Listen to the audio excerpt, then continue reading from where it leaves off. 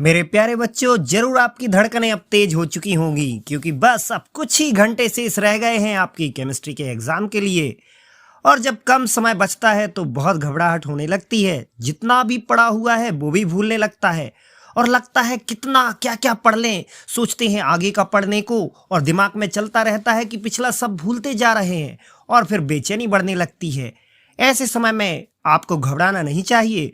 मालूम है आपको ये सब क्यों होता है और किन बच्चों के साथ होता है? ये होता है उन बच्चों के साथ जिन्होंने पहले से अच्छी तरह से प्रिपरेशन नहीं की है और लास्ट टाइम में इतनी सारी रिएक्शंस, कॉन्सेप्ट्स और न्यूमेरिकल्स लगाओगे तो फिर तो घबराहट होनी ही है। यदि पहले से अच्छी प्रिपरेशन करते, रिएक्शंस को लिख लिख कर याद करते तो आज आप रिलैक्स महसूस करते। खैर, अब तो चिड़िया चुग गई खेत, जो हुआ सो हुआ। अब तो केवल आपको शांति से और रिलैक्स होकर केवल वही करना है जो मैं आपको बताने जा रहा हूं। देखो, सबसे पहले आप केवल उन्हीं टॉपिक्स को बार बार पढ़िए जो आप पहले से पढ़ चुके हैं। इससे आपको ये टॉपिक्स भूलेंगे नहीं और आपका कॉन्फिडेंस बूस्ट होगा। दूसरा, सॉल्यूशन चैप्टर से आप केवल molarity, normality, molality, mole fraction, ppm की डेफिनेशंस और फॉर्मूले पढ़ लीजिए। इसके बाद कॉलिगेटिव प्रॉपर्टीज में केवल relative lowering in vapour pressure, depression in freezing point के फॉर्मूले याद कर लीजिए और फॉर्मूले में क्वेश्चंस को अच्छी तरह से पढ़कर वैल्यू को पुट करना बस सीख लीजिए। बाद में कंप्लीट आंसर आए ना आए, आप कुछ मार्क्स तो जरूर लेकर आएंगे। आइडियल नॉन आइडियल सॉल्यूशन की टर्म्स और एग्जांपल्स जरूर तैयार कर लीजिएगा। अब आते हैं इलेक्ट्रोकेमिस्ट्री में। इसमें आप इतने कम समय में केवल स्टैंडर्ड हाइड्रोजन इलेक्ट्रोड, ईएमएफ निकालना, ई कैथोड माइनस ई एनोड से, और नर्स्ट इक्वेशन का फॉर्मूला और इसके न्यूमेरिकल्स देख लीजिएगा। और सॉल्ट ब्रिज के यूजेस के साथ ही सेकेंडरी सेल जैसे लेड स्टोरेज सेल की चार्जिंग और डिस्चार्जिंग रिएक्शंस बस तैयार कर लीजिए, आपका काम हो जाएगा। केमिकल काइनेटिक्स की बात करते हैं तो इसमें रेट कांस्टेंट के की यूनिट्स जरूर याद कर लीजिए। जीरो ऑर्डर, फर्स्ट ऑर्डर और सेकेंड ऑर्डर की यूनिट्स बहुत ईजी है। दी हुई रिएक्शन में ऑर्डर निकालना, स्यूडो फर्स्ट ऑर्डर रिएक्शंस की डेफिनेशंस एग्जाम्पल के साथ, मोलिक्यूलरिटी और ऑर्डर में डिफरेंस, हाफ लाइफ पीरियड का फॉर्मूला जरूर याद करके जाइएगा। क्वेश्चन को पढ़कर कम से कम आप वैल्यू तो रख ही सकते हैं ना।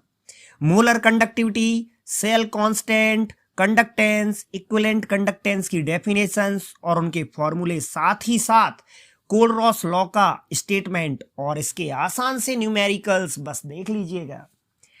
डी एंड एफ ब्लॉक की बात करते हैं तो इसमें केवल आप वही क्वेश्चन तैयार कर ले जो मैंने अपनी शॉर्ट वीडियोस रीजंस वाले क्वेश्चंस में डाले हैं, आपके लिए काफी है।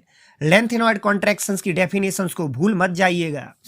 बात करते हैं कोऑर्डिनेशन केमिस्ट्री की तो इसमें कॉम्प्लेक्सेस के IUPAC nomenclature, ambidentate, polydentate ligands की डेफिनेशंस और एग्जाम्पल, कीलेट रिंग या कीलेशन, ईडीटीए का फुल फॉर्म, बीबीटी से हाइब्रिडाइजेशन निकालना, सीएफटी में ऑक्टाहीड्रल और टेट्राहीड्रल डी ऑर्बिटल्स की स्प्लिटिंग और ईजी और टी2जी कॉन्फ़िगरेशन को भरना।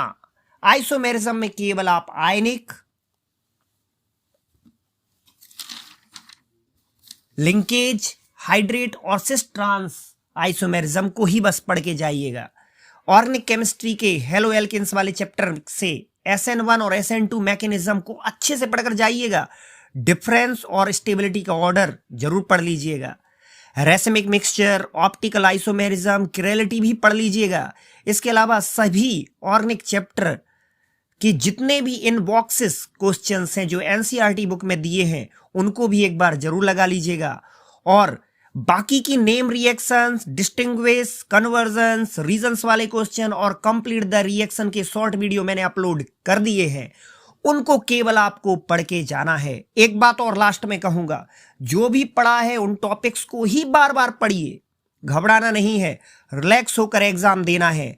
केमिस्ट्री एक ऐसा सब्जेक्ट ही है जो एक दो दिन में तैयार नहीं किया जा सकता है, इसलिए जितना जो भी पढ़ा है उसको रिवीजन करिए ज्यादा से ज्यादा। कुछ भी नया मत पढ़िएगा। पेपर मॉडरेट आएगा, इसलिए चिंता नहीं करिएगा, बस रिलैक्स होकर पेपर देना है, सब अच्छा ही होगा। इसके बावजूद भी यदि आपको एग्जाम में कुछ नहीं बन रहा है, कुछ ऐसे क्वेश्चन है जो आप नहीं कर पा रहे हैं, तो क्वेश्चन में जो भी लिखा है, भले उससे रिलेटेड कुछ भी पूछा है, पर आप उसके बारे में जो भी जानते हैं, जो भी पढ़ा है, उसको जरूर लिख के आइएगा। आप नंबर लेकर ही आएंगे। तो लास्ट में यही कहूंगा बेटा आप सभी से कि बस रिलैक्स होकर पढ़िए। अब आपको डर नहीं लगेगा, बस मेरी बात को फॉलो करिए। तो ओके बच्चों, all is well, wish you all the best for your exam. Thank you.